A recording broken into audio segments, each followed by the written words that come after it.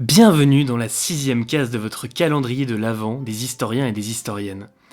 Parmi les symboles de culture pop à vocation historique, Sparte fait partie de ces parenthèses bien implantées dans les esprits. Guerrier hors norme, rivalité mythique avec Athènes, mise en échec des Perses, la littérature, le cinéma, le jeu vidéo même ont pour beaucoup participé à nous rendre Sparte légendaire.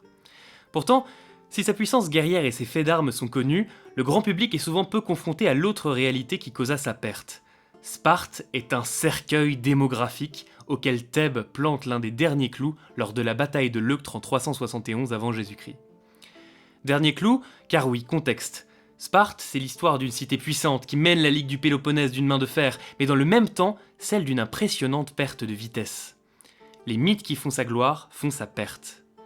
Un effectif réduit de guerriers d'élite, forcés d'aller à la guerre en toutes circonstances, et qui ne rendent leur replomb que dans la mort, ouais, mais qui peuvent dans le même temps perdre leur statut du jour au lendemain si leurs richesses ne sont plus suffisantes ou que leur comportement ne correspond plus à l'exigence guerrière du groupe.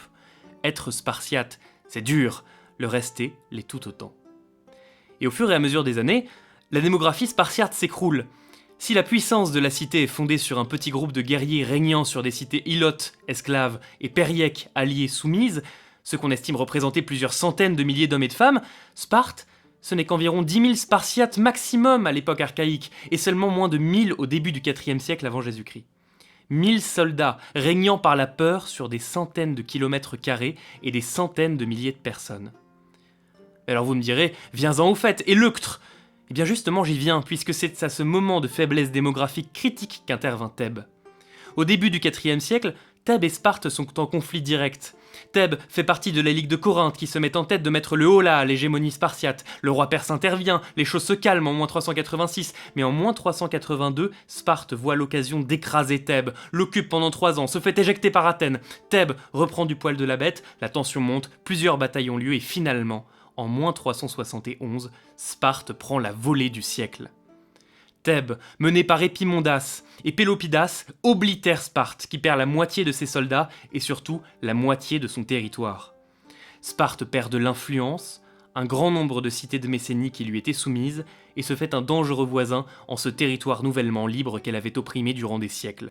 À la sortie de Leuctre, on ne compte plus que 600 homoioi, les vrais Spartiates.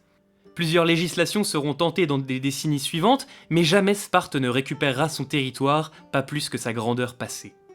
Leuctre, c'est un renversement tactique bien connu de l'histoire militaire, mais c'est aussi et surtout ce moment où meurt une légende. Et si vous êtes frustré de ne pas savoir qui est le héros Épimondas, si vous voulez en savoir plus sur la réalité de Sparte au-delà de Zack Snyder, allez checker la description où vous aurez un peu plus de bibliographie, et rendez-vous demain pour un épisode aux petits oignons avec Yasmine.